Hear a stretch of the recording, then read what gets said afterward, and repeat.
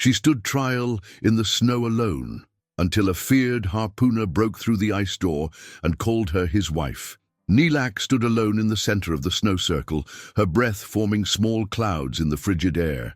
The elders of the village sat in judgment, their weathered faces revealing nothing. Chief Karnik's voice cut through the howling wind like a blade.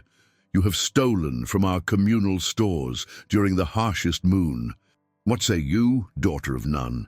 Nilak's mind flashed to 3 nights before, sneaking into the storage igloo, taking just enough dried fish and seal blubber to keep old Aput alive. The elder wasn't her family, but he had no one else to care for him.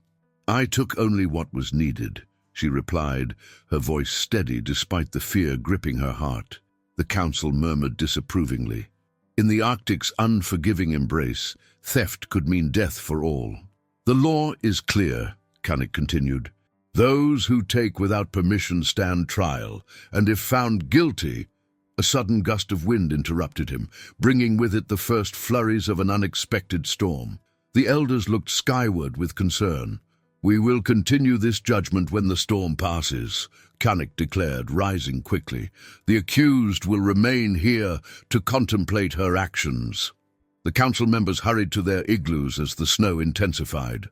Within minutes, Nilak stood completely alone, the white landscape disappearing around her as the blizzard engulfed everything. She wrapped her fur tighter, knowing that to leave the judgment circle before the verdict would only confirm her guilt. As darkness fell and the temperature plummeted, Nilak realized with growing dread that the storm might be her true sentence. The village erupted in cheers as Atanek's sled appeared on the horizon. Even from a distance, they could see the massive shape of a bowhead whale being dragged behind him. 6 days he had been gone, venturing farther than any hunter dared during this season of darkness. Atanek's face remained impassive as he entered the village. At 30 winters, he had earned his reputation as the most skilled harpooner among the coastal tribes. His broad shoulders and scarred hands spoke of countless battles with the sea's mightiest creatures. Yet it was his eyes that made people uneasy. Dark and watchful, they seemed to see through the layers of pretense that bound village life together. Children ran alongside his sled, touching the massive whale with reverent fingers. This catch would feed everyone for weeks. "The spirits favored your hunt," Elder Sishinik greeted him, her ancient face crinkling with relief. Atanek nodded respectfully, but said nothing. His eyes scanned the gathering crowd, searching for one face in particular. "Where is Nilak?" he finally asked, his deep voice surprising those nearby. Atanek rarely spoke unless necessary. An uncomfortable silence fell over the group. It was Sikanik who answered. "She stands trial, accused of stealing from our stores." Something dangerous flickered in Atanek's expression. Without another word, he handed his harpoon to a nearby hunter and turned toward the council grounds. "The council has taken shelter from the storm," someone called after him. "She remains at the judgment circle." Atanek paused only long enough to gather supplies before heading into the worsening blizzard, following tracks already disappearing beneath fresh snow. The blizzard had transformed into a howling white demon, clawing at Nilak with frozen fingers. Unable to see more than an arm's length ahead, she had abandoned the judgment circle, crawling on hands and knees until finding a small ice formation, not quite a cave, but enough to block the worst of the wind. Her thoughts grew sluggish as the cold penetrated her furs. Strange how the freezing felt almost warm now. Her mother had warned about this deception. "The final comfort before death claimed you." "I'm sorry, Aput," she whispered, thinking of the old man who would surely die without her help. "I tried."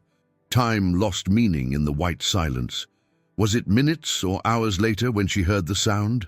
A rhythmic scraping against the ice wall that sheltered her. Hallucinations, perhaps, the spirits coming to guide her to the ancestors. Then, with a thunderous crack, the wall of ice shattered.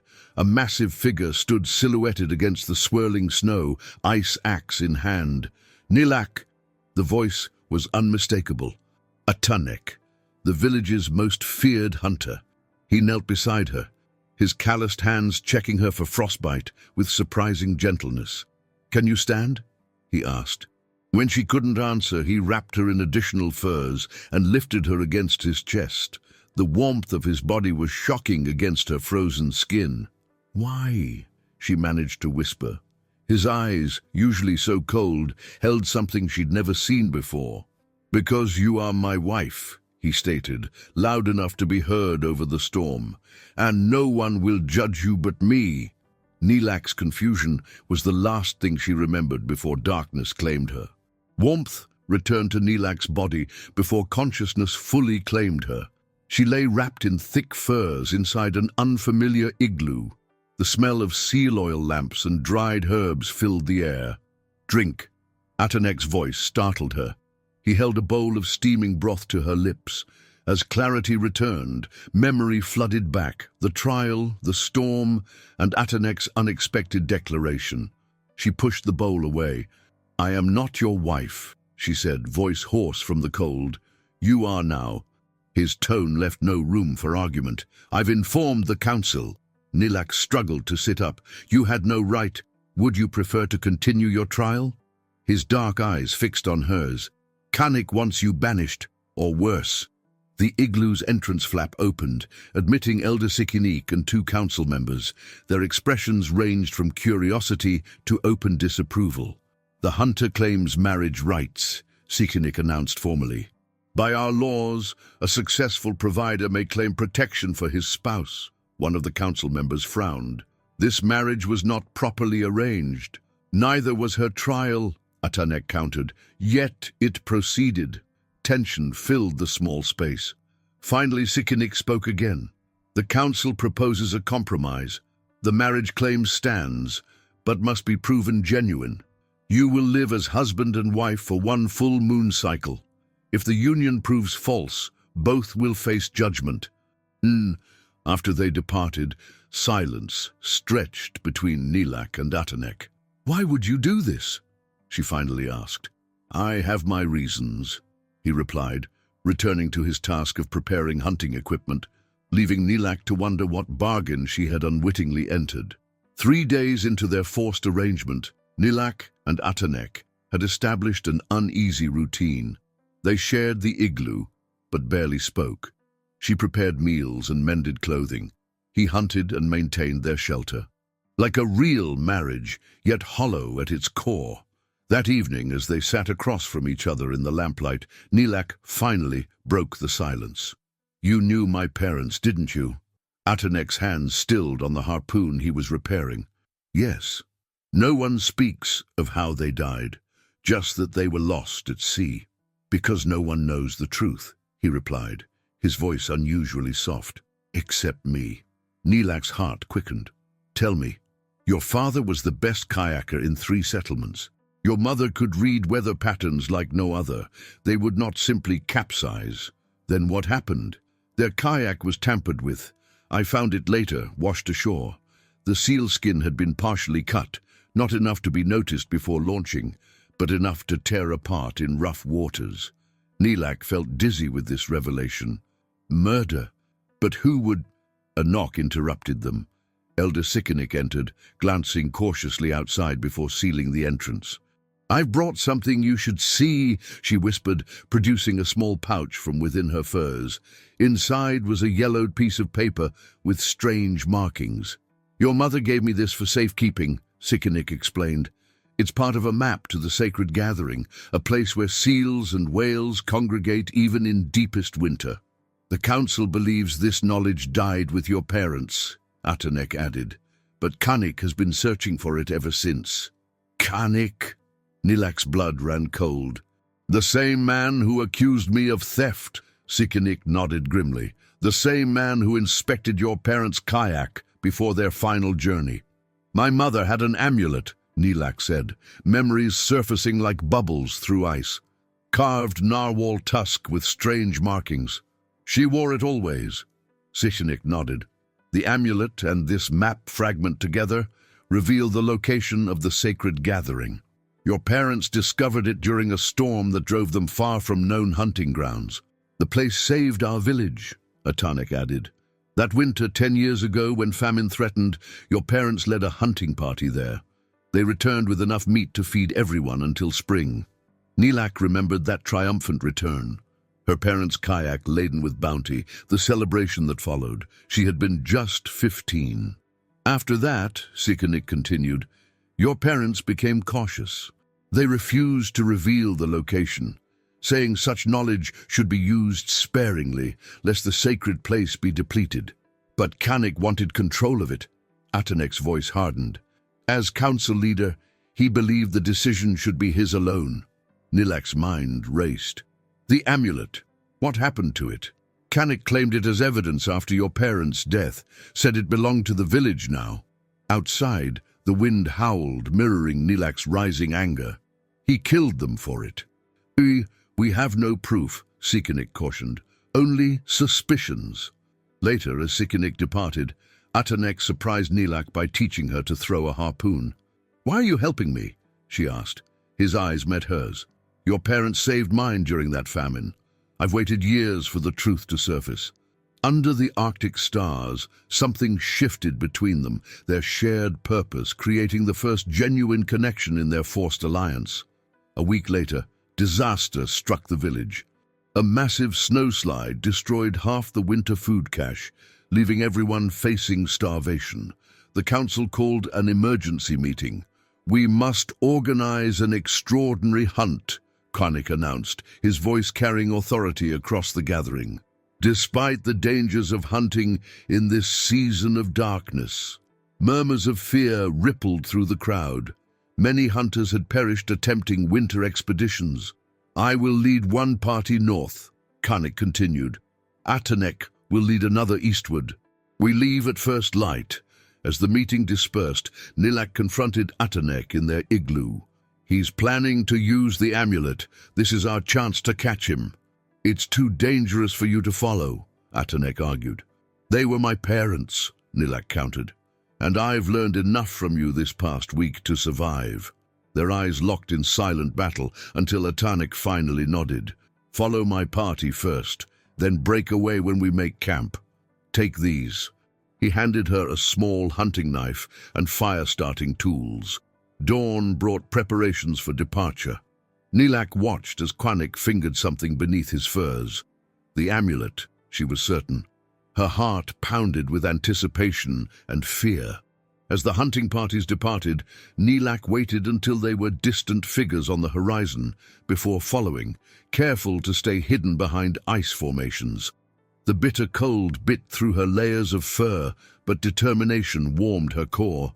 By nightfall, she had successfully tracked Atanek's group to their camp. While they slept, she slipped away, following Kanik's tracks northward. The half-moon provided just enough light to navigate the treacherous ice fields.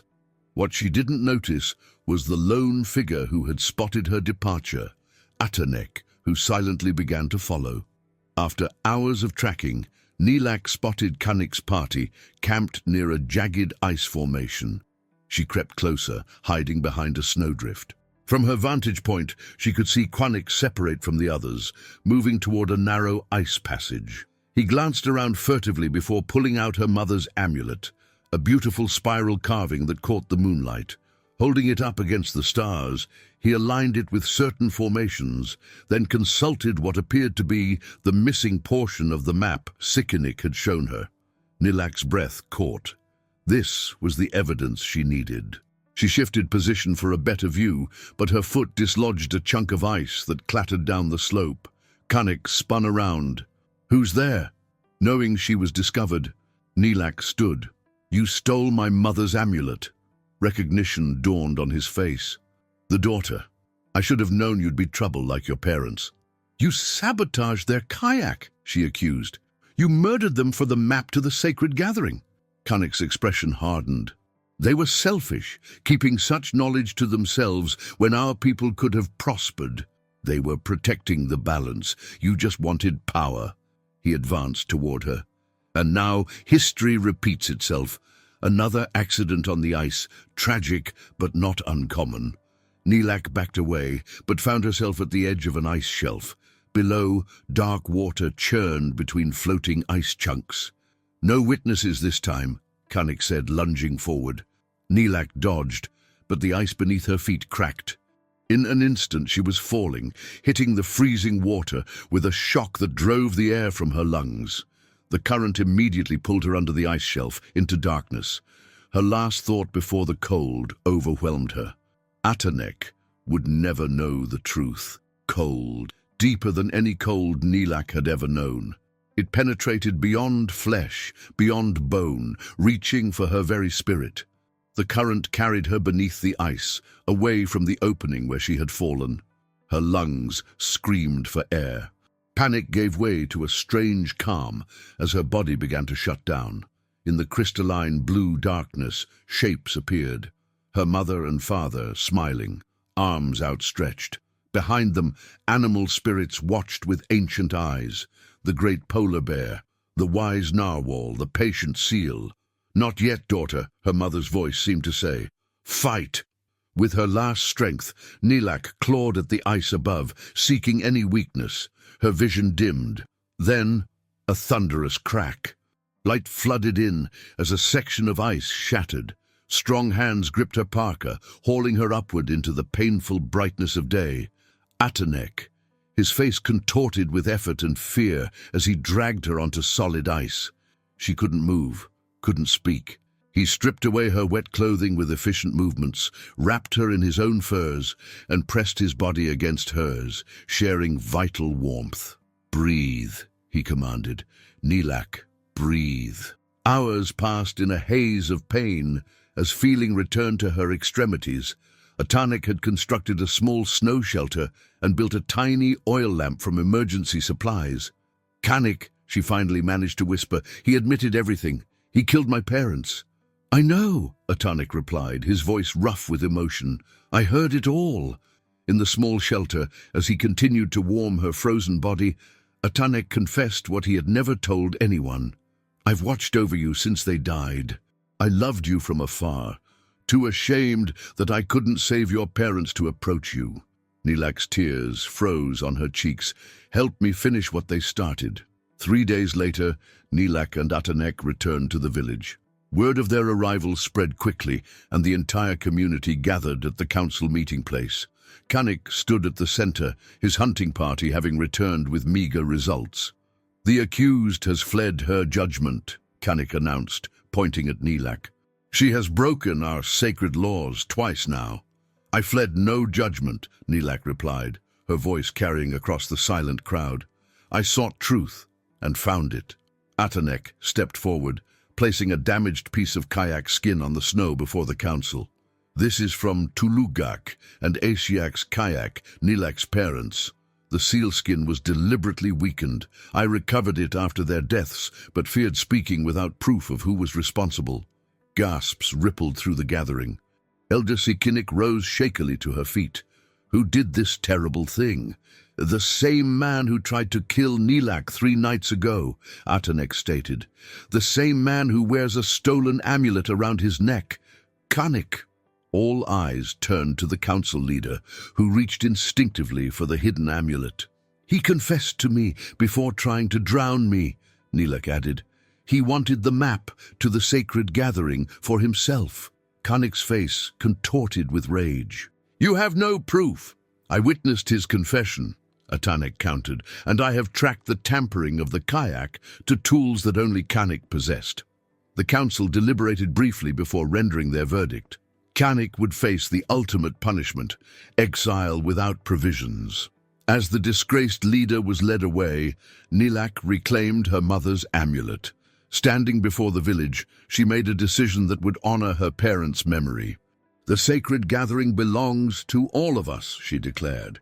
"Together, we will protect its balance." As the final notes of Nilak and Atanek's story fade into the Arctic twilight, I invite you to reflect on how we all face our own trials in the snow. Moments when we stand alone against the elements of life until someone unexpected breaks through our walls and changes everything. Have you experienced a moment when someone's belief in you transformed your path? Please share your thoughts in the comments below, and if this journey through Inuit culture and resilience touched something within you, Subscribe to join our community of storytellers and dreamers as we continue exploring the profound wisdom hidden in traditions from around the world. Each subscription helps us bring more of these forgotten narratives to light.